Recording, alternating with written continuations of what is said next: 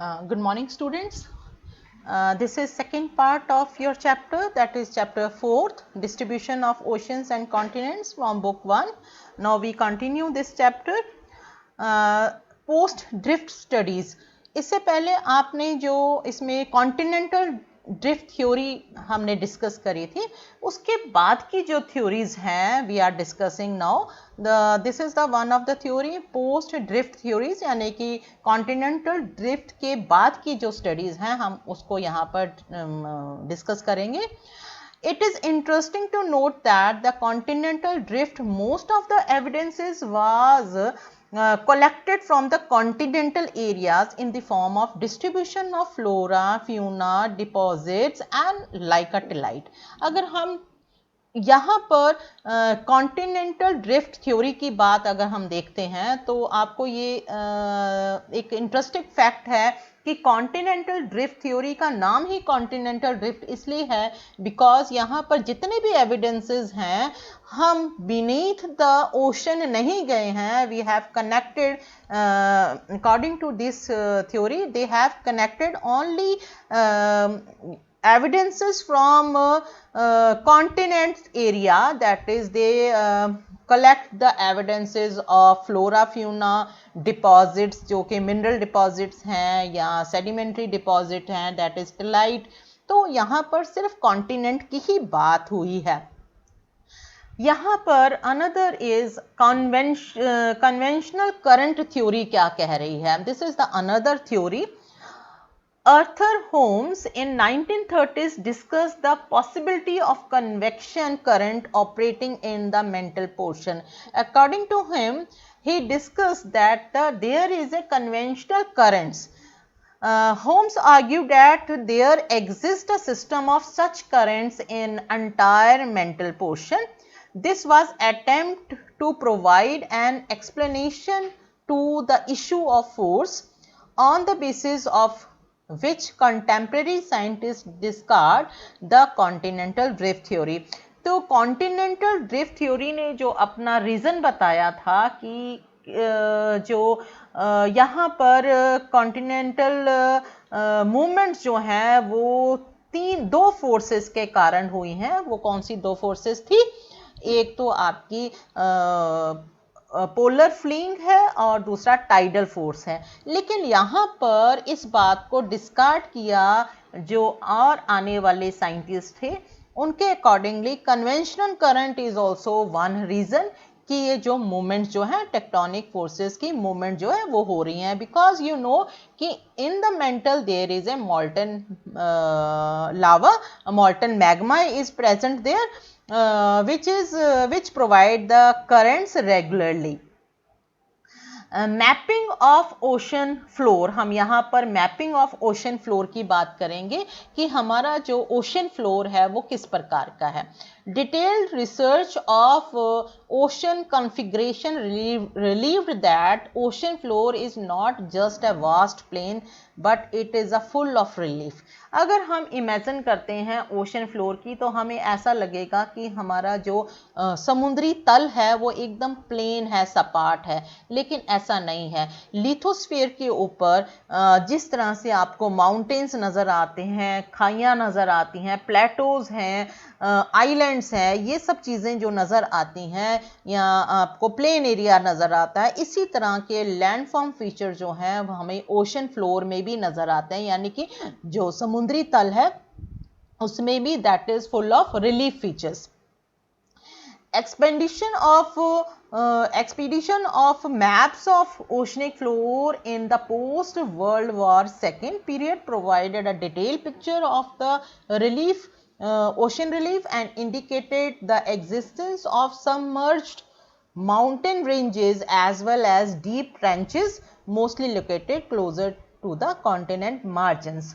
तो नॉर्मली ये जो मैपिंग हुई है यानी कि ओशनिक फ्लोर की जो मैपिंग हुई है that is after world war second period के बाद ही इसकी डिटेल पिक्चर जो है सामने आई, जिससे हमें पता लगा कि जो ओशंस हैं ये यहाँ पर अलग अलग तरह के फीचर्स हैं बहुत डीप ट्रेंचेस हैं, खाइयां हैं, और ये खाइयां मोस्टली कहाँ पर हैं, जहाँ पर दो कॉन्टिनेंट्स का मार्जिन जो है वो बन रहा है और जुड़ रहा है, that area is providing the deep trenches.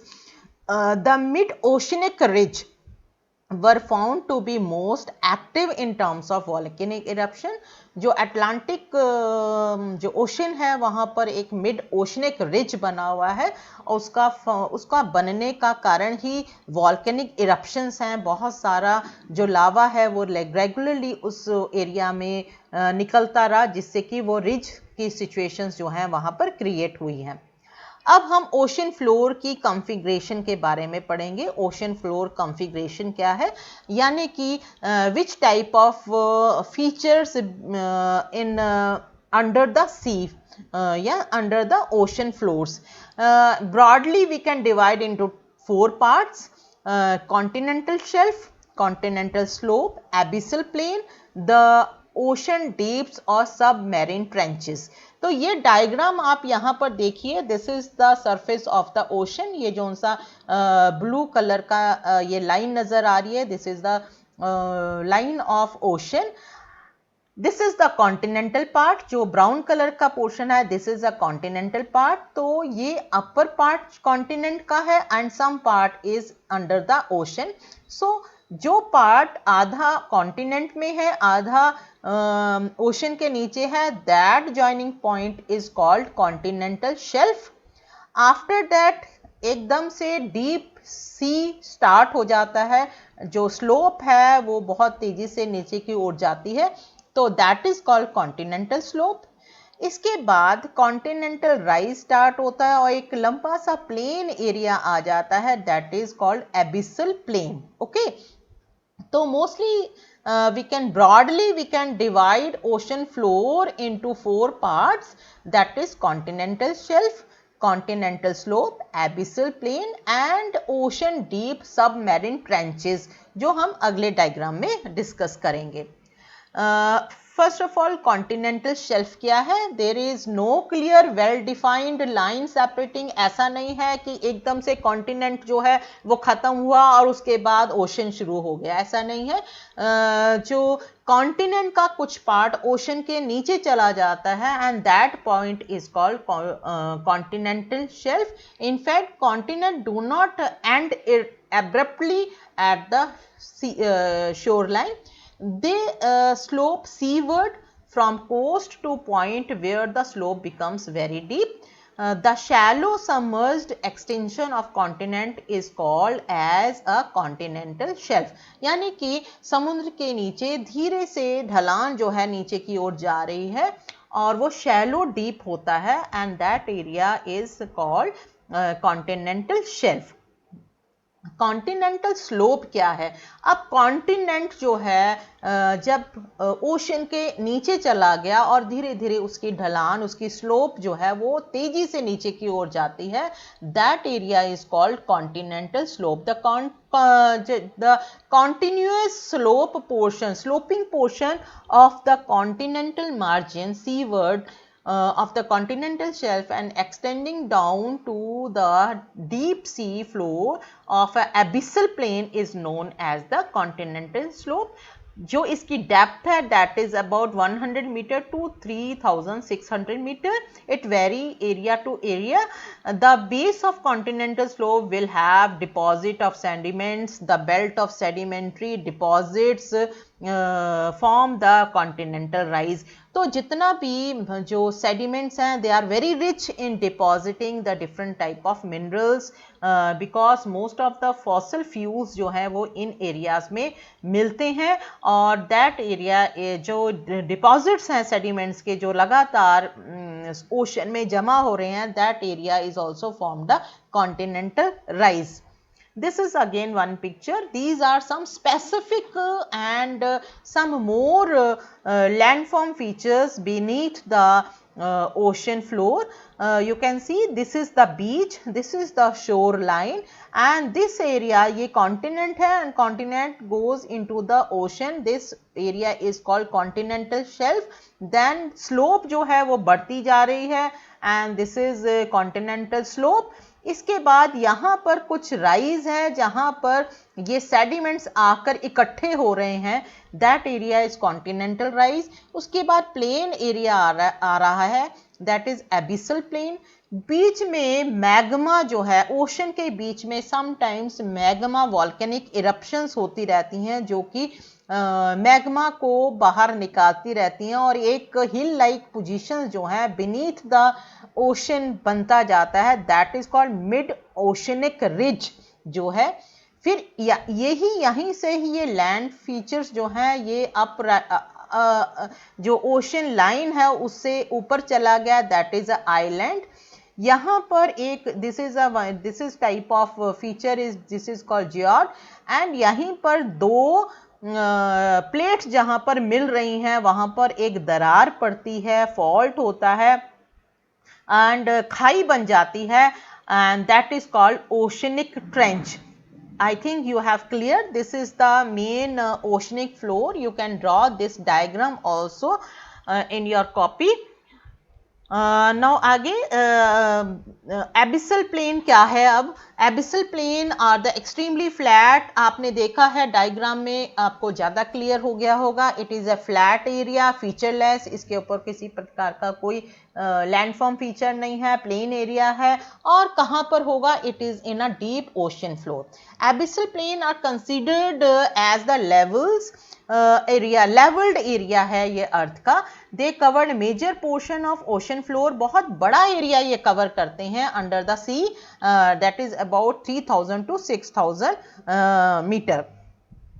Mid oceanic ridges कौन से हैं, जहां पर जो वॉल्केनिक इरप्शंस जो हैं, एक्टिविटीज जो हैं वो उस एरिया में फ्रिक्वेंटली होती हैं और मैग्मा जो है वो एक्सप्लोर करता रहता है। This forms are interconnected chain of mountains, बहुत सारे माउंटेन्स क्रिएट हो जाते हैं because of the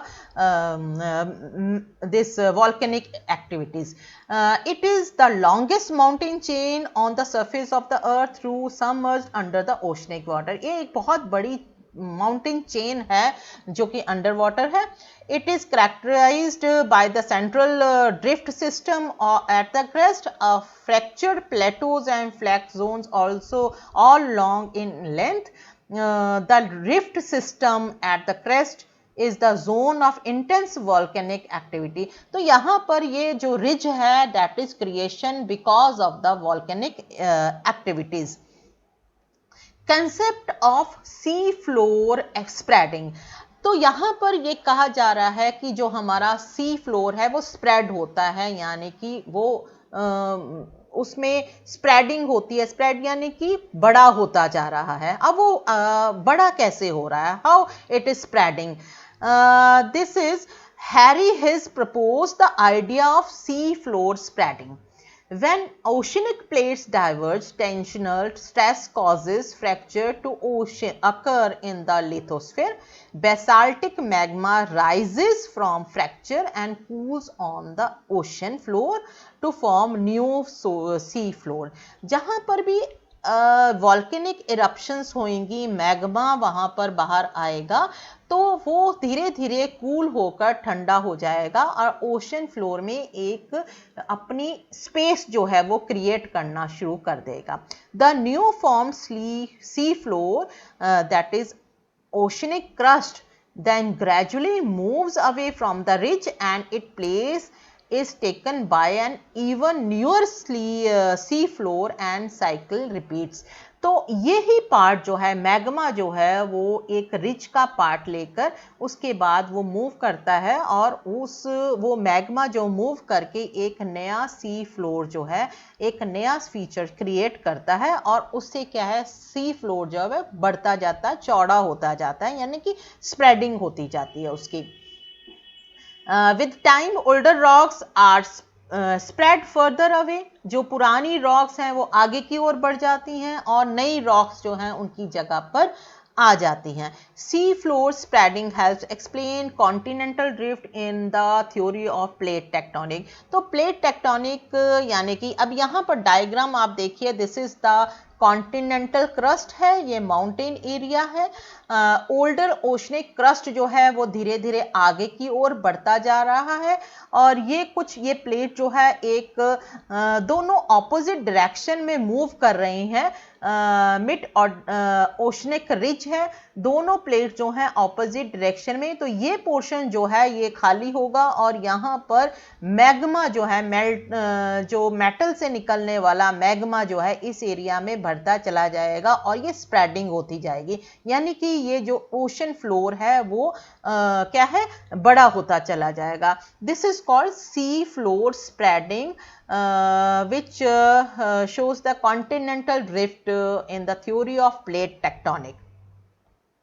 Here it is a one map in your book. This is a distribution of earthquakes and volcanoes. यहाँ पर ये जो black कलर के dots नजर आ रहे हैं, these are all hot spots. ये hot spots जो हैं ये volcanic eruption के हैं और ये आपका map important है examination point of view. Most of the time you have to identify the ring of fire, Hawaii, this Yellowstone and Galapagos. ये 3 हॉट स्पॉट्स हैं जो कि बहुत इंपॉर्टेंट है। It is given in your book और ये आपके एग्जाम में भी ये आपको आइडेंटिफाई करने के लिए आ सकता है। तो you have to make this diagram also.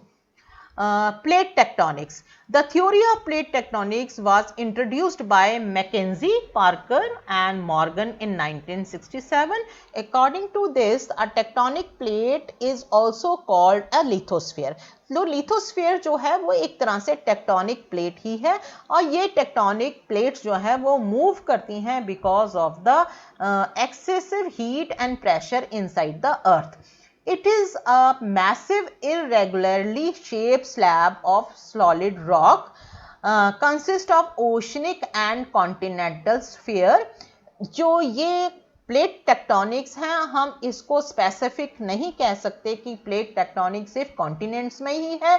तो प्लेट टेक्टोनिक्स कहीं पर भी हो सकती हैं। It can be in a ocean और it can be in a continental part. Plate moves horizontally over the asthenosphere. ये प्लेट्स जो है वो मूव करती हैं horizontally. Average thickness of plate is 100 kilometer to 200 kilometer in a continental part, 100 kilometer in a oceanic part. Pacific plate is the largest oceanic plate, whereas Eurasian plate is the largest continental plate. अब यहाँ पर हम बात करेंगे कि कौन सी major plates हैं on the earth crust. These are the some major plates. Number 1 is Antarctica surrounding the oceanic plate. North America, that is Atlantic, Western Atlantic floor. South American plate along with Caribbean island. This is mainly we can say Northern America plate. Another is South American plate. Third one is Pacific plate. Fourth is India, Australia, New Zealand plate. Then Africa with the Eastern Atlantic floor plate and Eurasia and the adjacent oceanic plate. So these are the major plates. ये major plates के names आपको याद होने चाहिए and you have to identify the area of major plates and some are the minor plates. Cocos plate, Nazca plate, Arabian plate, Philippine plate, Carolean plate and Fuji plate. These are some minor plates. Given in a map work, you have to draw this map and you have to identify these plates. ये identification के लिए आपके पास exam में ये आएगा. जैसे मान लीजिए कि यहाँ पर आपको ये प्लेट जो है दिस इज यूरेशिया प्लेट. यहाँ पर ये प्लेट शो की है और आपसे पूछेगा विच प्लेट इज दिस. नाम यहाँ पर नहीं लिखा होगा तो आपको यहाँ पर एशियन जो कॉन्टिनेंट है उसकी पहचान होनी चाहिए कि this is India, this is a China, this is Russia and here it is a Japan. तो ये पार्ट कौन सा होगा, यूरेशियन प्लेट का ही होगा. इसी तरह से आपको मैप ऑफ नॉर्दर्न प्लेट जो है ये आपको पता होना चाहिए. तो यहां से आप आइडेंटिफाई कर लेंगे.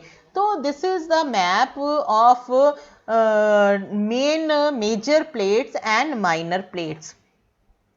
These plates have been constantly moving over the globe throughout the history of अर्थ. जैसे कि हमने कॉन्टिनेंटल ड्रिफ्ट थ्योरी में हमने क्या समझा था कि कॉन्टिनेंट्स मूव कर रहे हैं, इसीलिए कॉन्टिनेंटल ड्रिफ्ट थ्योरी को डिस्कार्ड किया गया कि जो वैगनर ने दिया था थ्योरी. लेकिन अकॉर्डिंग टू दिस कि कॉन्टिनेंट्स नहीं मूव कर रहे हैं बल्कि प्लेट्स जो हैं वो मूव कर रहे हैं. और दीज आर द सम जो अभी हमने देखा मेजर प्लेट्स कौन सी हैं एंड माइनर प्लेट्स कौन सी है. More over it may be noted that all plates without exception have moved geological past. पुराने समय में यानी कि जियोलॉजिकल पास्ट जो है उस समय भी ये प्लेट्स मूव करती रही हैं. It is continuing moving and also moving in a future also. So now this part 2 I have finished here. Next part we are discussing in next video, that will be the part 3rd of this chapter. Here I have given you just map work for the assignment. You have to show the major and minor plates in on the map of the world, and another is show the Ring of Fire, Hawaii, Yellowstone and Galapagos. These two maps you have to prepare, and both maps are very important for examination purpose. Thank you so much for watching this video.